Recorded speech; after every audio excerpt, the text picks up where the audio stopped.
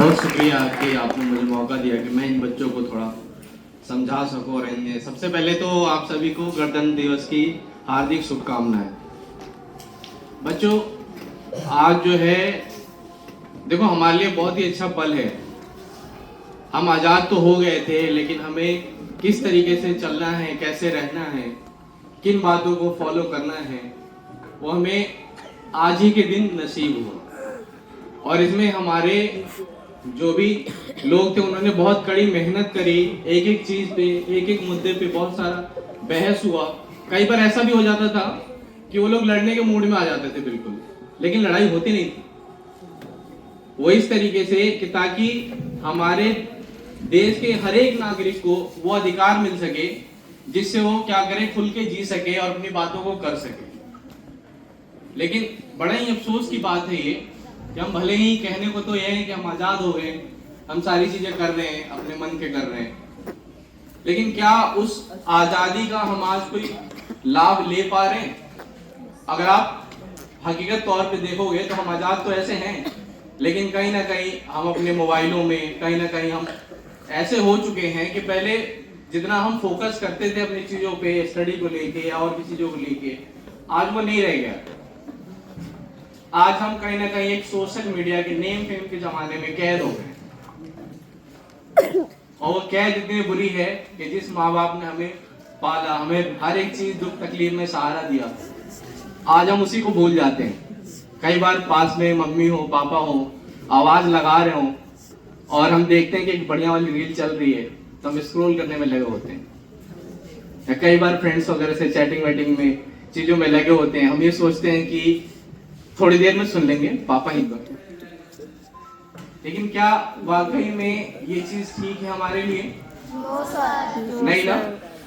हमें ये सोचना चाहिए कि जिस माँ बाप ने, वो मोबाइल ने कभी आपको नहीं दिया ऐसा कि हाँ चलो सर्दी लग रही है तो क्या पता आगे आ जाए, एडवांस हो रहा है, खैर कह नहीं सकते उसका, तो सर्दी लग रही है तो क्या वो गर्मी का एहसास दिलाए, या आपको कहीं तकलीफ हो रही हो तो आपके लिए खड़ा हो सके।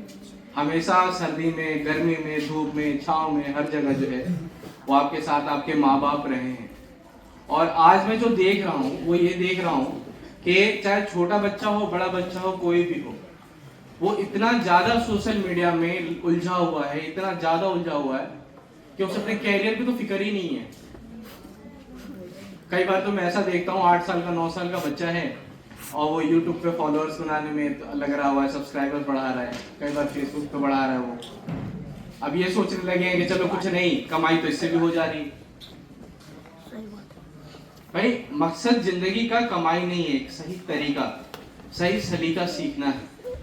और जो कि बिना आप इस विद्यालय में आए, बिना आप इस विद्यालय की बातों को फॉलो किए, बिना अपने माँ बाप को फॉलो किए आप नहीं सीख सकते।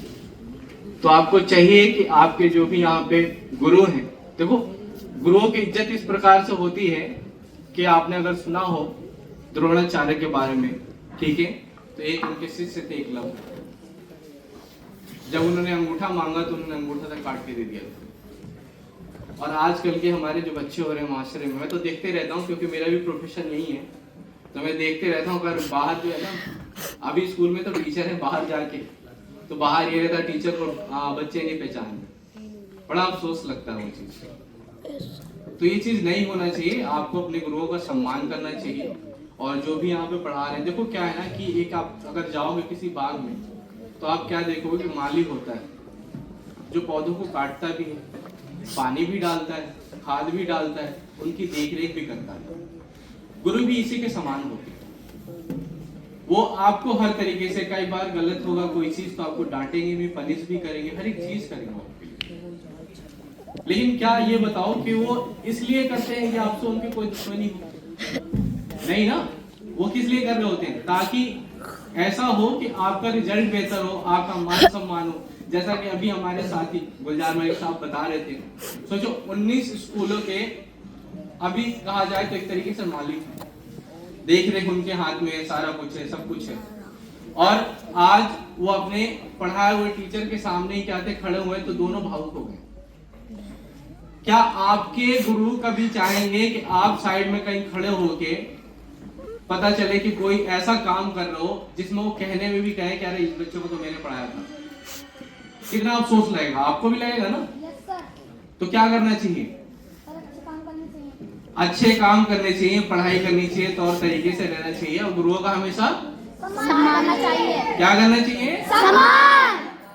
तो मैं अपने इन चंद बातों के साथ ही मैं खत्म करूंगा और मैं यही कहूंगा लास्ट में भी आपसे कि आप प्लीज, आपके यहाँ पे जो भी गुरु हैं आप उनकी इज्जत करें, उनकी बातों को माने और अपने माँ बाप को भी ध्यान दें। थोड़ा कोशिश करें सोशल मीडिया से बाहर निकले, क्योंकि ये 4 दिन की चांदनी है, फिर बाद में कौन सी रात आएगी पता नहीं।